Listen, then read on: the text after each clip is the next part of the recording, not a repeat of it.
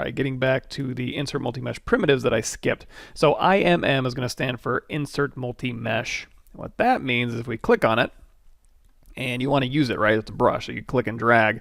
You're going to see, oh, it dragged a sphere out. That's interesting. Cool.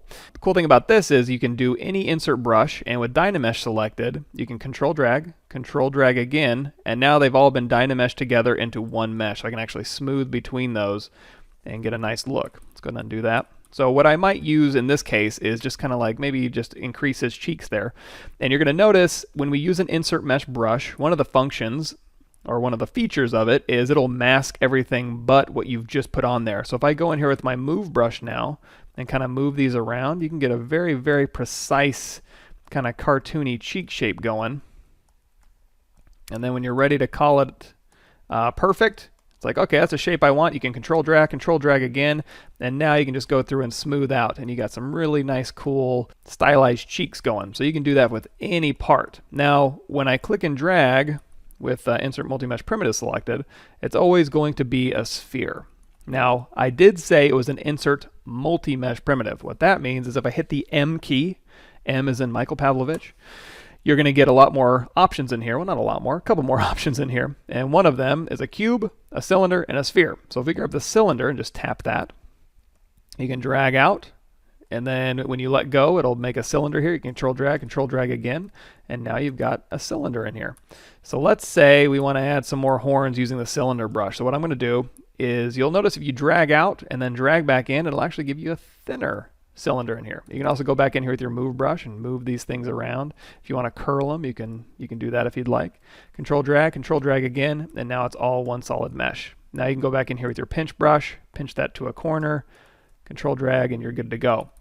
Another really cool thing, let's go ahead and undo that, is we'll grab our insert brush, we'll hit M, we'll grab our cylinder, and you're going to notice over here under Dynamesh you have add and sub. So what you can do with these is you can control drag out, and if you control drag and control drag again, basically, speaking of, I didn't even bring this up, when I drag this out, it masked our object. We haven't gotten into masking yet, so don't get too far ahead, but just realize that it masked our object for us. We're going to get into manual masking in just a second. But in order to Dynamesh, you have to clear your mask. So control drag is clearing your mask. It's a hotkey. It's a shortcut to clearing your mask of your object. You're going to see there's a masking menu down here. It's the same thing as hitting that button right there. Clear mask is control dragging. If you control drag with no mask on your object, that's the same thing as just turning on or re-dynameshing your object. Or you'll notice in here where it says add, you can hold down control. It's the same thing as just holding down control and dragging in your document. So by default, when you drag an object out and you control drag to unmask, control drag again, it's going to re-dynamesh, and it's an additive shape. Now, if you have a primitive selected, and in this case we have cylinder still selected, and you hold down Alt, so just like when you're using standard brush and you sculpt out and then you hold down Alt to sculpt in, think of it like that. If we go in here to our primitives here, hit M, grab the cylinder, and we hold down Alt this time and drag out, it's going to look a little funny, and you're going to see that we can see kind of like through the object. And under display properties, oh, we do. So if you turn on at the bottom of the tool menu, you're going to see display properties. So right now we're seeing through this object. If you want to see it a little bit better, you can turn on double, and that'll basically show you both sides of an object. So that kind of gets into a little bit of what we call face normals. Every single one of these polygons, go turn on polyframe here. Every single one of these polygons here is a face. So remember, we have vertices that are, you have two vertices for every edge, and then for every polygon you have an edge surrounding that polygon to make a face. All of these faces, if you can picture it, have a little string pointing out from that face, and that basically tells the computer how to draw that face. So right now it's inverted. So all those strings are pointing inward, so I'm looking at the back of this object and it's invisible to me, but I can see the other side of the object.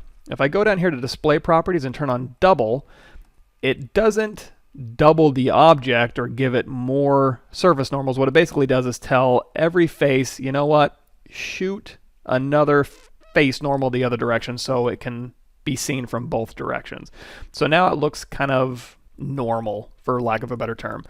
So now that we've dragged that on, you're also going to notice it has a white polygroup. Now whenever you see a white polygroup, that usually means that you've created what we call a subtractive insert mesh. So if I control drag this one to unmask and then control drag again, it subtracts out that shape. So let's just do that again. We're going to drag a shape on without holding down Alt, control drag again. So it says additive. We're going to hold down Alt, drag out a shape, and because we have double still on in our display properties, it drags out a white polygroup that you can see, and then control drag again, and now it'll cut out. So you can do that with any shape. If we hit M and grab a sphere, we can drag out, and we can make it additive, control drag, and then hold down Alt. That'll make it subtractive, control drag, and that'll cut in. Now, you're probably going to want to have double off just so you can, make sure that you're seeing your object as you're intended to see it. And you're also going to notice it's making a bunch of polygroups. Polygroups we'll get into in a bit. But for now, just realize that you can use insert mesh primitives to make a lot of cool stuff. So I'm going to go back here to my edit undo counter. I'm just going to drag that back to where we got the cool cheeks on them. And just for the heck of it, that's it, B. And you're going to see there's insert multi-mesh B parts. I'm going to guess that means body parts. So you can tap that one, and then M, and you've got all sorts of cool stuff. So we want to add maybe arms to this guy. Let's do the male full arm. I'm just going to drag it on the side of his head here. We haven't learned transpose or the widget yet, so I'm just going to use my move brush just to kind of move these into place here for now. So we'll just kind of attach some arms to him here.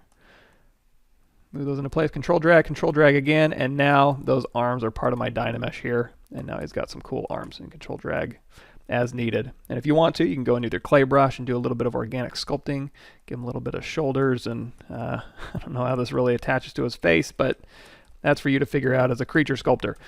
So we got a cool guy here, we've got Dynamesh, we've done additive and subtractive Dynameshing, and that right there would be enough to get you started on just making a whole bunch of really cool things.